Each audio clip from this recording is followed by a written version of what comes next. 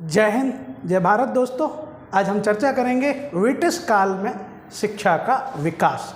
हालांकि ये टॉपिक एक बहुत बड़ा टॉपिक है जो एक लंबी चर्चा की मांग करता है, लेकिन एग्ज़ाम में, प्रीलिम्स एग्ज़ाम में इसकी मांग को देखते हुए, इसके द्वारा पूछे गए शिक्षा आयोगों को देखते हुए, जिनका क्रम और जिनके नाम और विषय के संबंध में मतभेद की स्थिति हो जाती है, मनभेद की स्थिति हो जाती है, कन्फ्यूज़न की स्थिति हो जाती है कि कौन सा आयोग कब आया, किसके काल में आया और किन प्रावधानों को लेके आया, उसको लेके थोड़ी कन्फ्यूज़न होती है, उनके क्रम को लेके कन्फ्यूज़न होती है।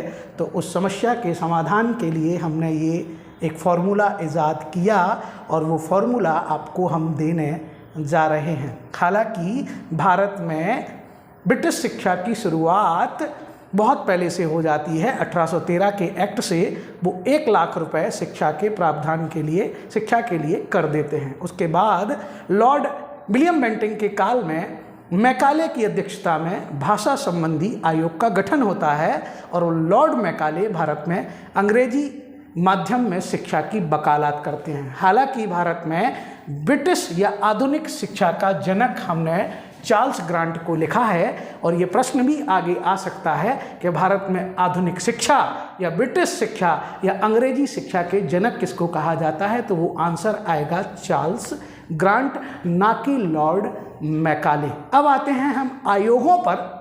ब्रिटिश काल में कौन से कितने आयोग आए हैं, तो सबसे पहले 1854 में आया था लॉर्ड डलहौजी के काल में वुड डिस्पैच, और वो हमारे फॉर्मूले में नहीं है, इसलिए हमने उसको अलग से लिखा है कि वुड डिस्पैच 1854 में आया था और इसे भारत में शिक्षा का मैग्ना कार्टा कहा जाता है और ये हमेशा एग्जाम में पूछा जाता है। इसके बाद लगातार आयोग भारत में 1948 तक आए हैं।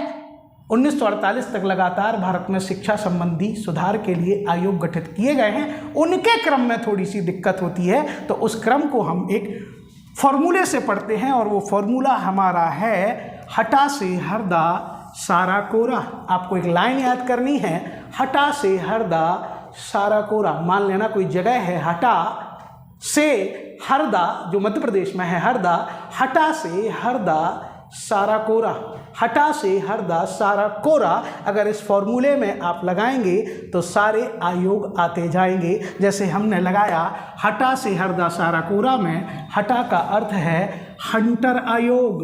ये हाफ और हंटर आयोग आया था 1882 में लॉर्ड रिपन के काल में, जो प्राथमिक शिक्षा से संबंधित था। हमने सारी जानकारी विधिवत बोर्ड पर लिख रखी है। आप भी वीडियो देखने के साथ चीज़ों को लिख लेना। ये क्रम ही गड़बड़ करता है कि हंटर आयोग आया था सबसे पहले, उसके बाद आया था टॉमस रेले आयोग। हटा टा बोले टॉमस रेले आयोग, से बोले तो सैडलर आयोग, आपका हर बोले तो हरटोंग योजना, और धा बोले तो बारधा योजना, सा बोले तो सार्जेंट योजना, रा बोले तो आपकी कहते हैं राधा कृष्णन आयोग, और अंत में कोठारी आयोग जो भारत की स्वतंत्रता के बाद 1964 में आया था। तो सबसे पहले हटा से हरदा में हम देखेंगे हा बोले तो हंटर आयोग 1882 लॉर्ड रिपन, जिसका संबंध प्राथमिक शिक्षा से था। कभी कभी आयोग का शिक्षा से संबंध क्या था, किस शिक्षा से था,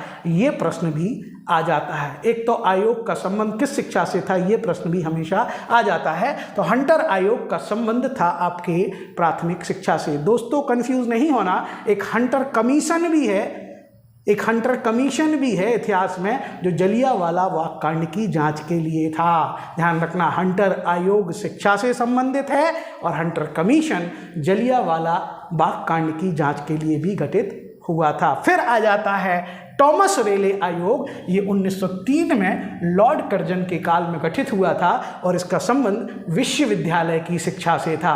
टॉमस रेले आयोग की सिफारिश पर ही 1904 में भारत में विश्वविद्यालय अधिनियम पारित हुआ था। विश्वविद्यालयों के नियमों को निर्धारित करने वाला अधिनियम लॉर्ड कर्जन के काल में टॉमस रेले आयोग की सिफारिश पर पारित हुआ था। तीसरा आयोग आएगा सैडलर आयोग। ध्यान रखना, से से सैडलर आयोग ये 1917 में लॉर्ड चेम्सफोर्ड के काल में आएगा। हालांकि इसका संबंध कलकत्ता विश्वविद्यालय से था, लेकिन यही पहला आयोग है जिसने कहा था स्कूली शिक्षा 12 वर्ष की होना चाहिए और उसके बाद 3 वर्ष का स्नातक होना चाहिए। पहली बार भारत में ये प्रावधान किए गए थे 1917 में सैडलर आयोग की सिफारिश पर। फिर आता है 1929 में हरटोंग, हटा से हरदा, हर मतलब हरटोंग आयोग, और ये 1929 में लॉर्ड इरविन के काल में आया था और यह पहला आयोग था जिसने भारत में व्यावसायिक और औद्योगिक शिक्षा की बात की थी कि जो ग्रामीण परिवेश के बच्चे हैं उन्हें हाई स्कूल या वर्नाकुलर हाई स्कूल के स्तर पर रोककर उन्हें औद्योगिक शिक्षा दी जाए, उन्हें व्यावसायिक शिक्षा दी जाए। जैसे हम ITI, पॉलीटेक्निक, व्यावसायिक शिक्षा के कोर्सों की बात करते हैं जो 10th और 12th के लेवल पर हो जाते हैं, उन औद्योगिक शिक्षा की बात करने वाला पहला आयोग था हरटोंग आयोग। इसके बाद आएगा धा बोले तो वार्धा योजना, जिसका ब्रिटिश से कोई संबंध नहीं था। ये वार्धा योजना गांधी जी ने अपने समाचार पत्र हरिजन के माध्यम से 1937 में प्रस्तुत की थी और इसमें उन्होंने 7 से 14 वर्ष तक के बच्चों की निःशुल्क शिक्षा का प्रावधान किया था। हालांकि ये योजना अपने अस्तित्व में नहीं आ सकी थी। फिर ब्रिटिश काल में अंतिम आयोग आया था सार्जेंट योजना के तहत, और सार्जेंट योजना ने 1944 में कहते हैं 6 से 11 वर्ष तक के बच्चे की निःशुल्क शिक्षा का प्रावधान